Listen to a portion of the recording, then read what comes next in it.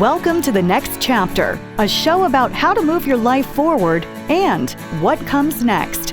I'm your host, Carrie Pena, co-founder of the Center for Positive Media. Hi, I'm Carrie Pena, and this is the Next Chapter podcast. I am so excited to welcome to the studio today Darylle Dennis, the author of Quantum Living, Moving at the Speed of Life. Yes. Your story is so fascinating. You are also a quantum leap coach, Yes. a public speaker. Yes. This book, congratulations. Thank you so much. Yeah. Let's start by talking about, what is the quantum lifestyle? So quantum is a frequency. So quantum is energy.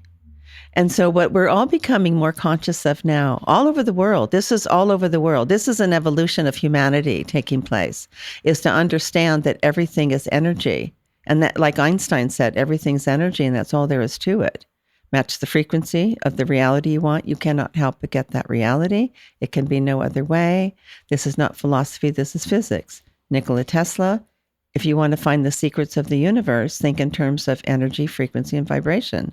So those two quotes hit my head at the same time at this one moment. I was doing a meditation, and I started to think about, well, wait a second, what does it mean everything is energy? Because if everything is energy, then genius is a frequency. So in Nikola Tesla said very brilliantly, it's spreading all over the world and becoming quite famous quote, is that if you want to find the secrets of the universe, think in terms of energy, frequency, and vibration. And so when I put those two quotes together, the Einstein and the Nikola Tesla quote, something happened in my head. It was like, well, wait a second, what does everything mean? Because if everything, and they both said everything, and these are geniuses that saw into the future, so maybe they have something to say. You know what I mean? Maybe we should listen. Yeah, maybe just a tad, right? So I thought, okay, so what I got to ponder this, what everything means, because everything then means that genius is a frequency, not an intelligence capacity, not a brain design function. That means everyone, every common person on planet Earth has the potential to activate the genius inside of them. This is absolutely possible. It's a frequency. Just like everyone has the potential to be in love with someone. Love is a frequency. Why is the only thing not a frequency is genius when everything else is? Think about it. Compassion, harmony, joy, laughter, How do we tap into this? And you coach people. Yes. So if someone's listening or watching this and they're fascinated, because everything that you're talking about here is so fascinating, but then I like to talk about practical application. My favorite subject. How do you apply it on Monday morning? Exactly. So with everything being frequency, so that's a premise that we operate from. If that's true, then what is the difference in the frequency between joy or judgment? Because when we're judging people or judging ourselves as not good enough or all of that happens all over the place, when we do that, we lower our frequency. So when we lower our frequency, now we're interacting with other people in our business, in our day, with our friends, with our family, not feeling so good about ourselves because we're judging ourselves. And then we're sending out a frequency that I'm not good enough with my friends. And we wonder, how come I have these conflicts with my relationships? The conflicts are self-inflicted. But people don't know that. They're not really learning about this. But now that Tesla and Einstein have put it in perspective that if everything's frequency, then look at the attitudes you're emitting. Am I emitting a frequency at work or with a potential client and say, I have to get this deal because I've got to have this money because I'm running out of money and it's scary. Okay, if we have that, because a lot of people do, but if we have that, and when we have that, the person is going to start feeling, well, wait a second, I'm not responsible for your money. I'm here to receive your service. That makes all the difference in the world. So when I'm coaching someone, I do refer to myself as a quantum leap coach. The part that's so astounding about this subject is that I have my coaching program as a 20-hour package, if you will. The first time, ask anybody, the first time, we correct that attitude and shift into where can you be of value, because being of value is a very high state. In fact, it's the frequency that drives quantum. As a result of it, the person shifts that attitude.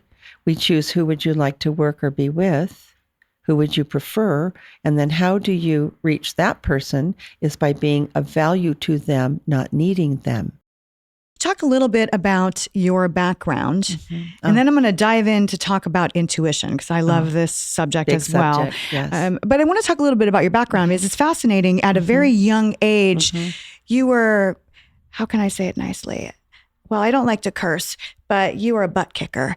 You were just one of those women who just gets out there and, as my grandpa used to say, get her done.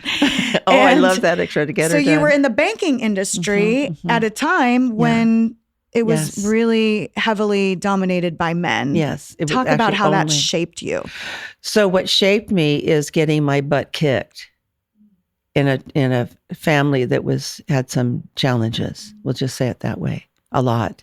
And so I had, I processed, I think, even as a very little kid, there's something not right about this because I don't feel like a bad person. So this shouldn't be happening. Why is this happening? So that became a question, is to answer that question, to try to process that. And then because of my independence and determination to be a happy person. So it started there. So you grew up in an abusive household. Yes. It was a not kind environment is the nice way to say that. Can go bigger, but not today. Yeah. You know? And so anyway, but my drive was to answer that question, like, how could this happen to me? I felt like a pure little angel person. Do you know what I mean? I really did. And so anyway, I left home at 16. I was still in high school. And then began to survive at all costs. And so I worked in restaurants and nighttime and finished high school and all of that. And then I began to progressively get jobs that were a little bit better and a little bit better, like a receptionist at a company where all the men were dressed really nice and they were making money and so forth. But you excelled in that position. You excelled in a world that you were surrounded by men, and you could have sat and second guessed yourself because you hadn't gone to this elite, schooling, none of this. None. But you found a lot of self-confidence. Yes. So how did that help propel you to where you are today? So the president of the bank was named George Grazadillo. And Mr. Grazadillo they weren't bankers. They were builders of shopping centers. And they looked at a bank as a business, not as a dignified occupation, as they all did at that time, all men. They went, no, we get salespeople. They didn't have salespeople in banking ever at that point. And then they hired women, because what were women good at? Shopping. So we'll put women in charge of the Bank Americard MasterCard merchant program, because they're used to going in stores and using it. I mean, it's so brilliant, right? So I started that way, but I'm looking at the guys, because there were few women, but I'm looking at the men because we were paid commission on how much money we brought in. And so the guys were going to bigger companies and all that. And they're saying the same thing I'm saying, bank this way. So I was watching them and thought, I could do that. So I'll go to an insurance company where I was a receptionist, for this very person, but they never saw me. I thought, I'll go in there. I know Manny Golden on Ventura Boulevard in Sherman Oaks. I'll go to see Manny Golden. But I was so scared, the first one. This changed me. This moment changed me. So when you make the effort to excel in the potential that you have, and you have to go and it's scary, go. This is my only thing I'm going to say about this. Because I walked into the office, I opened the door, the receptionist was there, and I went, you don't want to get Mr. Golden for me, right? Because he's not here, right? And she went, no, actually, he is here. So I froze deer in the headlights. And then she went, well, did you want me to get him? I'm like, okay. So he comes out and he said, how can I help you? He was annoyed because no appointment. And I went, you don't want to move your money to Imperial Bank, do you? He went, no, I don't. I went, I didn't think so. And I ran to the elevator, got in my car, I was shaking. I couldn't drive. I was dizzy. And then I've had the biggest aha of my life, which was, he said no, and I'm not dead. I mean, it actually was emotional. I'm actually still alive. I can do this. So I became the cold call queen. In 5.5 months, not a whole year, still 21 in a girl body, upsetting everybody. I finished third out of 125 people in production. Millions of people money was coming in. Millions of dollars were coming in. What you're talking about here is you were always paying attention to the human experience. Yes. And that's what you're applying to the principles you're teaching and writing about today. Yes. What does your next chapter look like? I love your next chapter. I love that title. I posted several about you. Next chapter, how perfect is that? We're all reinventing ourselves. And everybody has the opportunity to do so. Yes. So the next chapter has everything to do with this subject, quantum living. Everything. Moving at the speed of life, what does that mean? And because if everyone has the potential, because it's a frequency to be in love, then everyone has the potential to be a genius. Everyone has the potential to be creative and loving and in harmony and all kinds of wonderful attributes that the human being is designed to have. The caveat that is an important one is we simply must retire negativity and judgment as a source of decision making. Because in the big picture of God, the universe, and everything that's happening has a purpose. And there is a purpose that's unfolding. Have you ever had a situation that came about that was bad? And you told everybody, I'd have. And that's really bad. And then you convinced everybody that was bad. And then they felt sorry for me. And so that was real negative. That's negative frequency when you think about it. I'm passing on some gossip, for example. And then 3 weeks, a month, 2, 6 or more would go by, and some enormous door would open that was so perfect for my life. And you realize in the moment, because you're now operating intuitively in that instant, you go, oh my gosh, if that other thing didn't happen, this would have never opened. So maybe that other thing wasn't bad after all. How do we use intuition to get us where we want to go in life? Oh, see, the best question of all, intuition. Do you know why intuition is so great? Intuition is like our fingerprints. There's not one other human on planet Earth that has our same fingerprints, not one. Intuition is for us as individuals, for our destiny, our future, our moment in time. And it is of such high intelligence that the moment you get the intuitive hit that you have in this moment, it's connected to the future. So then the key with intuition is once you get an intuitive hit is to listen. Intuition is a high frequency. So if we're judging, complaining, blaming, gossiping, those kind of things that maybe seem to vent some energy for the moment, it doesn't serve the higher self at all. And actually, like a hose with water flowing, and you pinch it off. So if you pinch off the hose, you don't get the water. It's the same thing. We have this divine magnificence flowing through us at all times. When we judge another, we pinch it off. So how to use your intuition is to start by allowing it to wake up, be unpinched. Right. Is that the one? I want you to leave people with your one takeaway message. How would they start the journey? I mean, they can definitely go and check out your book, go to your website, and you do so much beautiful coaching with people all over the world. I know you have fans all over India and in Germany. London and Germany. I know, I'm excited. But what would be the one thing if I said to you, this audience wants to hear, where do I start? What would be your one recommendation? Stop judging. And you can do that. We judge all the time. We go in a restaurant, the food doesn't come on time. We get mad at the waiter or waitress, and all of that is to stop for a moment and go, this is, everyone's doing the best they can. Everyone is doing, I say that all the time. Everyone's doing the best they can. If someone doesn't meet up to my standards, whatever the heck that means, so what? They're doing the best they can. That's how someone cuts you off in traffic. Or something I make up stories to not judge. Oh, he's probably rushing to the hospital because his daughter got hurt at school. Oh, I hope he gets there safe and she's okay. You're thinking, that's actually a good point. You transform everything into what's the positive point. And then probably I would say that if I could share this one thing with you, is it's a quote by a man named Pierre de Chardin. In 1955, he was a Franciscan monk Franciscan monk, I think they call it. And so this was his quote, because this is the essence of what quantum living is about. In one quote, his quote was, or is, someday, after we have mastered the winds, the waves, the tides, and gravity, we shall harness the energies of love. And then for the second time in the history of the world, man will have discovered fire.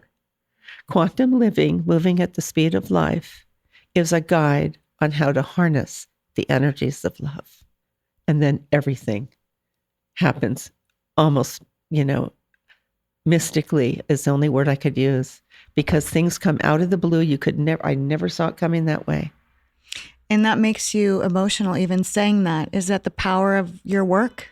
I am, because of my upbringing, my beginnings. So here's what I have subsequently realized about all of that. It's very powerful. I did in India, by the way, is that I was taking courses there, and they do a meditation before every course in Oneness University. And so this one teacher, she said, we're going to take a break. We come back, we're going to do a meditation to forgive our parents. And so after people left, I walked up to her and I went, I'm not doing that. And she said, why not? And I told one little story and said, times that by 1 trillion if you like, but this is why. Here's what she said, and changed everything. And the book was now written because of my letting go of all this judgment I held in my whole childhood.